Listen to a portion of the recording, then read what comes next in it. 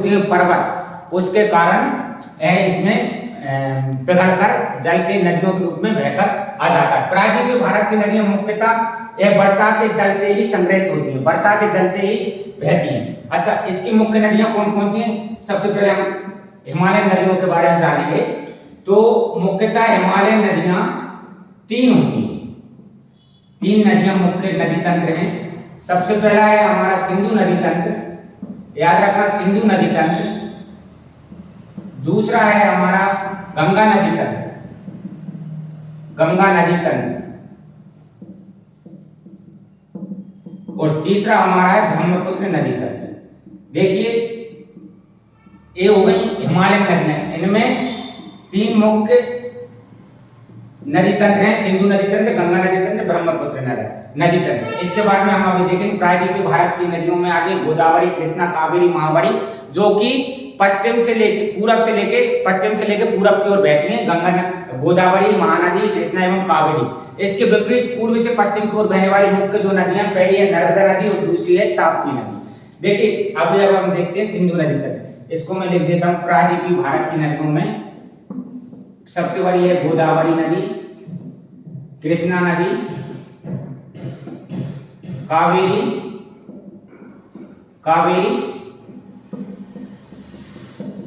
और महानदी, 4 मुख्य नदियां। लेकिन इसमें एक नोट ध्यान रखना, यह जो नदी है यह पश्चिम से पूरब की ओर बहने वाली मुख्य 4 नदियां हैं। कौन सी? पश्चिम से पूरब की ओर बहने वाली नदी, पश्चिम से पूरब की ओर बहने वाली नदी है गोदावरी, कृष्णा, कावेरी और महानदी। एक पश्चिम के पश्चिमी घाट होते हैं, उनसे निकलती हैं गोदावरी, कृष्णा, कावेरी, महानदी। इसके बाद में पूरब से पश्चिम की ओर बहने वाली 2 मुख्य नदियां हैं, आप नोट कर लीजिए। पूरब से पश्चिम की ओर जाने वाली मुख्य नदी। आप तो भाषा पर ध्यान दीजिए कि देखिए, भारतीय भूगोल हम पढ़ रहे हैं, रिवीजन कर लीजिए। भारतीय भूगोल हम पढ़ रहे हैं, इंडियन ज्योग्राफी, अपवाह तंत्र, चैप्टर का नाम है अपवाह तंत्र। अपवाह तंत्रों को मुख्यतः 2 भागों में विभाजित किया गया है, हिमालयन नदी एवं प्रायद्वीपीय भारत की नदी। हिमालयन नदियों जो कि हिमालय से निकलती हैं और पूरे भारत विशेष में बहती हैं। हिमालयन नदियों की एक विशेषता होती है कि इसमें 12 माह जल का प्रवाह बना रहता है, और जो प्रायद्वीपीय भारत की नदी होती है इनमें 12 माह जल का प्रवाह नहीं रहता है। रीजन क्या होता है कि हिमालय की नदियां जो होती है, जैसे कि सिंधु हो गई, गंगा हो गई, ब्रह्मपुत्र हो गई, एक जो हिमालयन नदियां होती हैं इनमें इनके जो पर्वत होते हैं, हिमालय के जो पर्वत हैं बर्फ से ढके हुए हैं। उत्ते जाप के कारण जो सूरज की किरणें पड़ती हैं तो पिघल कर कोई सी भी ऋतु हो, ग्रीष्म ऋतु हो, गर्मियों के दिन हो, तब भी वह बहती रहती है सिंधु, गंगा और ब्रह्मपुत्र, क्योंकि इनमें 12 मासी जल बहता है। इसके विपरीत यहाँ जो हिमालयन नदियां होती हैं ये पश्चिमी घाटों से निकली होती हैं, गोदावरी, कृष्णा, कावेरी, महानदी, ये विशेष ऋतु में विशेष अवसर पर बहती हैं। देखिए, पूरा हमने पढ़ा। इसके बाद में गोदावरी, कृष्णा, कावेरी, लेकिन ध्यान रखने वाली बात क्या है कि यह जो होती है ना पश्चिम से पूरब की ओर बहती है। कौन सी नदी? गोदावरी, कृष्णा, कावेरी और महानदी। अब इसके विपरीत पूरब से पश्चिम की ओर बहने वाली सबसे बड़ी नदी है नर्मदा नदी। जी हाँ, नर्मदा नदी। और दूसरी हमारी है तापी नदी। क्या रहता है कि यह तो आप समझ जाएंगे, परंतु मुख्यतः बात क्या है कि पश्चिम से पूरब की ओर बहती है गोदावरी, कृष्णा, कावेरी और महानदी, और पूरब से पश्चिम की ओर बहती है नर्मदा और ताप्ती नदी। अब देखिए, अब हम पढ़ते हैं। हमने पढ़ा अपवाह तंत्र, हिमालय नदी, प्रायद्वीपीय भारत की नदियों के बारे में आपको बता दिया। सिंधु नदी तंत्र पे अब हम ध्यान देंगे। क्या रहता है ना कि भारतीय भूगोल में सबसे मेन अहम भूमिका निभाता है एनसीईआरटी की किताबें, पब्लिकेशन। उनको अगर आप पढ़ते हैं ना तो आपके सभी डाउट क्लियर हो जाएंगे। चलो सिंधु नदी तंत्र पे ध्यान देते हैं। अभी आप देख रहे होंगे कि भारत ने सिंधु जल समझौता को खारिज कर दिया है 1960 में। जो सिंधु जल समझौता हुआ था उस पे भी हम विशेष चर्चा करेंगे अभी, जो करंट अफेयर से रिलेटेड है। आपको करंट अफेयर्स भी बताएंगे, सिंधु जल समझौता क्या था, क्या नहीं था। देखिए, अभी आप उसी पे देख लीजिए सिंधु जल समझौता क्या था। 1960 में एक समिति का गठन हुआ जिसमें यह निश्चित हुआ कि सिंधु नदी का 20% हिस्सा भारत रखेगा और बाकी का 6% पानी पाकिस्तान में जाएगा। अब भारत के भी कौन कौन से, जैसे कि दक्षिण पश्चिम में देख लीजिए आप, राजस्थान आ जाएगा आपका, राजस्थान हो गया, पंजाब हो गया, एवं दक्षिण पश्चिम में इसका 20% यूज हम सिंधु नदी का करता था। सिंधु नदी तंत्र के जल का उपयोग अपन भारत में करते थे। 1960 में यह हुआ था, लेकिन अभी वर्तमान में मोदी सरकार ने इस समझौते को खारिज कर दिया है। इस समझौते को खारिज कर दिया है एवं इसका संपूर्ण पानी 20% की जगह अब हम 100% इसका पानी यूज कर रहे हैं सिंधु नदी तंत्र। ठीक है, ध्यान रखना। अब आगे चलते हैं हम, सिंधु नदी तंत्र कहाँ से निकलती है, इसका क्या उपयोग रहता है, कहाँ कौन सी नदियों इससे आगे मिलती हैं, इस पे हम विशेष अध्ययन प्राप्त करेंगे। देखिए सिंधु नदी तंत्र,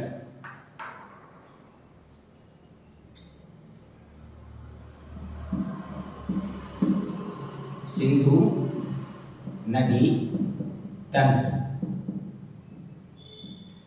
देखिए सिंधु नदी तंत्र में सबसे पहली मुख्यतः बात है कि मानसरोवर झील तिब्बत के पास से निकलती है। देखिए आप मैप पे सारे निकलिए, समझिए कि एक कोई स्थान है मानसरोवर, मानसरोवर झील तिब्बत,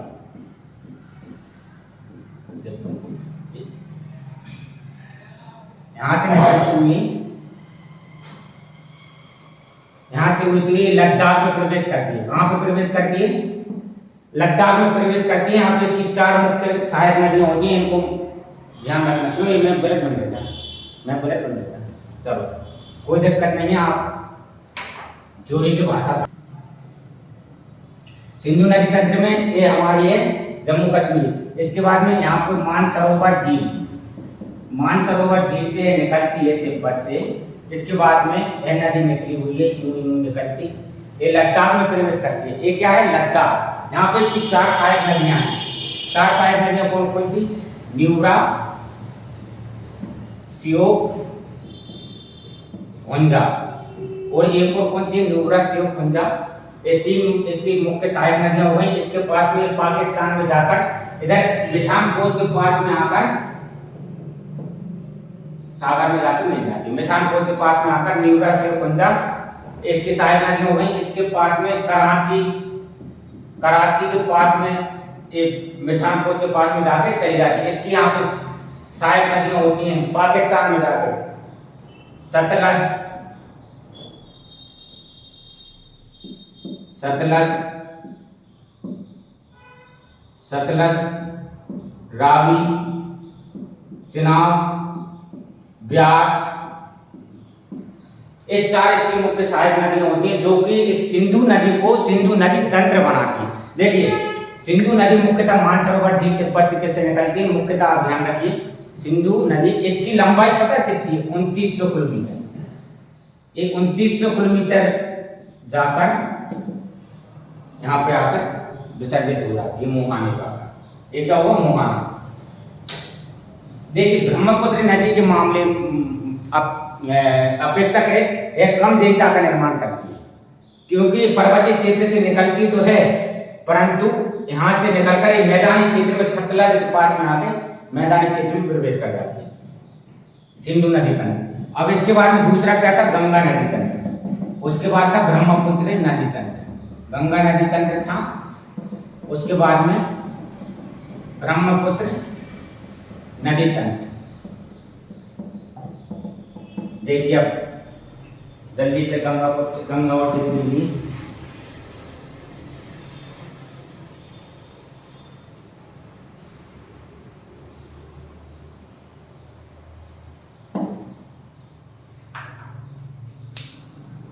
हम पढ़ रहे हैं भारतीय भूगोल, भारतीय भूगोल, भारतीय भूगोल का हम पढ़ रहे हैं अफवाह तंत्र। अफवाह तंत्र में अब हम पढ़ रहे हैं गंगा नदी तंत्र। भारत का सबसे बड़ा नदी तंत्र, जी हाँ आपने सही सुना, भारत का सबसे बड़ा नदी तंत्र भारत में बहता है। इसका सबसे ज्यादा, भारत में सबसे ज्यादा बहती है 2525 किलोमीटर। ठीक है,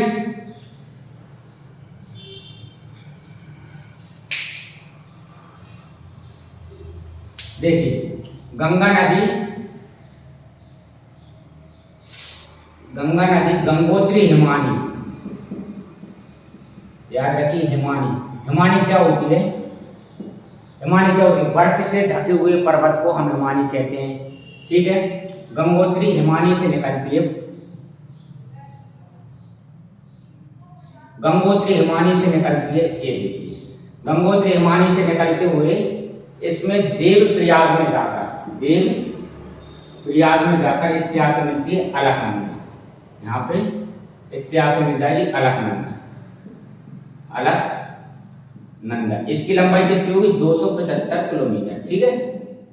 275 किलोमीटर निकल के ये देव प्रयाग में आकर मिल जाती है। इस तरह ये बहती हुई जाती है यहाँ पे, ठीक है। मैं समझा देता हूँ। ये है गंगा नदी तंत्र, इससे आके देव प्रयाग में आके इससे मिल जाती है, ठीक है। इसके बाद में बहती हुई इधर जाती है तो यहाँ से आती है जमुना नदी तक। जमुना नदी आती है जो कि किससे निकलती है? एक मिनट, प्रयागराज में आकर इससे मिल जाती है। बस बंद कर दो।